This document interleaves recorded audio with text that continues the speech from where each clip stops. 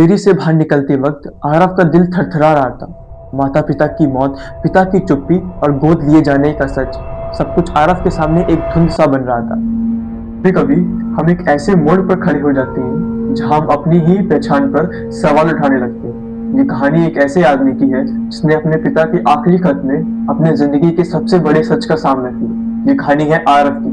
बारिश की बूंदें शहर को धो रही थी। पुराने मोहल्ले सारनगंज में एक छोटा सा घर, मकान नंबर 46, अजीब सी खामोशी में डूबा था।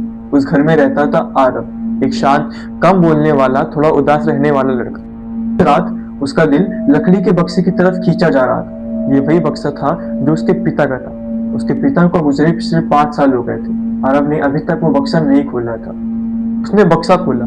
उसके अंदर कुछ तस्वीरें, एक टूटी हुई घड़ी और एक खत मिला।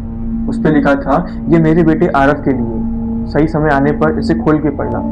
आरव ने सोचा उसके पिता ने उसके लिए खत रखा था और उसे पता ही नहीं था। आरव ने खत खोला। उसमें लिखा था, जब तक तुम्हें ये खत मिलेगा तब तक मैं शायद तुम्हारे पास नहीं रहूंगा। बेटा, मैं तुम्हें आज एक ऐसी सच्चाई बताना चाहता हूँ जिससे तुम्हारी पूरी जिंदगी ही बदल जाएगी। आरव का दिल घबरा गया। उसने आगे पढ़ा, आरव, तुम मेरे सभी बेटे नहीं हो। उसके पिता ने ये लिखा था। आरव का दिल भर गया। कमरा पूरा घूम रहा था। बाहर बारिश की आवाजें अब तेज हो रही थी और आरव का दिल भी। आगे लिखा था, मैंने तुम्हें 4 साल पहले गोद लिया था। खत में आगे लिखा था, बेटा, तुम्हारे असली माता पिता की मौत कोई हादसा नहीं थी, उन्हें मारा गया था और मारने वाला आज भी जिंदा है। अगर तुम्हें सच जानना हो तो सहारनपुर की पुरानी लाइब्रेरी जाओ, वहां तुम्हें काबिल मिलेगा, वे तुम्हें पूरा सच बताएगा। आरव के हाथ कांप गए। आरव ने खत बंद किया, आंखें बंद कर सोचा कि पिता की चुप्पी में भी एक रक्षा कवच है। अगली सुबह आरव पुरानी लाइब्रेरी गया। जंग लगे बोर्ड पर लिखा था, सार्वजनिक पुस्तकालय, लेकिन अंदर लगभग कोई भी नहीं था। बाहर एक बूढ़ा आदमी किताब में डूबा हुआ था। आरव ने पूछा, आप काबिल हैं? बूढ़े आदमी ने आरव को देखकर बोला, आरव, तुमने आने में देर कर दी। आरव चौंक गया कि ये मेरा नाम कैसे जानते हैं। आरव ने पूछा, आप मुझे कैसे जानते हैं? बूढ़े ने बताया कि वह उस रात का चश्मदीद गवाह है जिस रात उसके माता पिता की मृत्यु हुई थी। लाइब्रेरी की हवा अचानक भारी हो गई। काबिल बोलता रहा, तुम्हारे माता पिता एक पत्रकार थे। वे बहुत अच्छे और बहुत साफ दिल के थे, लेकिन वे गलत लोगों के रास्ते में आ गए थे। उन्होंने एक बड़े नेता का काला सच उजागर करने की कोशिश की थी और उसी बड़े नेता ने उन्हें मरवा दिया। आरव ने कांपती आवाज में पूछा, कौन था वो?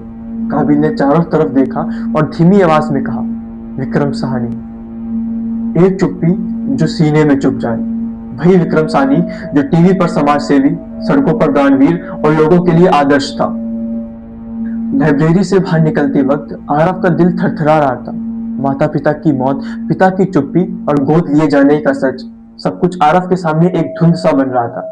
पर आरव को एक बात समझ में आ गई थी कि अब अकेले जीने का दौर खत्म हो चुका है। अब सच का सामना होगा। आरव बिना सोचे समझे विक्रम साहनी के आलीशान बंगले में पहुंचा। गार्ड्स ने उसे रोका, लेकिन उसने उनकी एक भी नहीं सुनी। वह सीधे एक विशाल ऑफिस में पहुंचा। सामने टेबल पर विक्रम साहनी फाइल्स देख रहा था। आरव ने चिल्लाते हुए आवाज में कहा, विक्रम साहनी।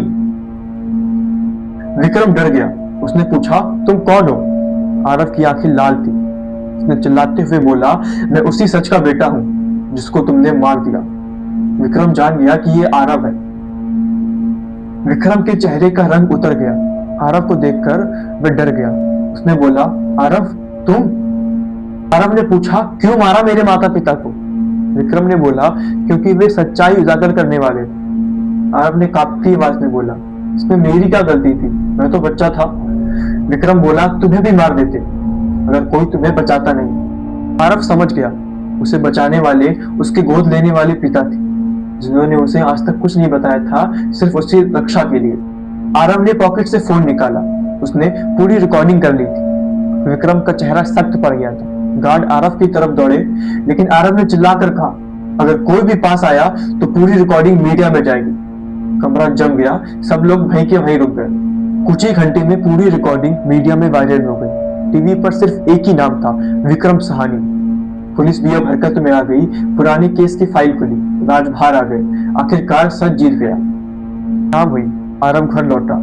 उसने बॉक्स से पिता की तस्वीर उठाई और कुछ बोला, पापा, मैंने आपका बदला नहीं लिया। मैंने सिर्फ वही किया जो आप सिखाते थे, सच का साथ।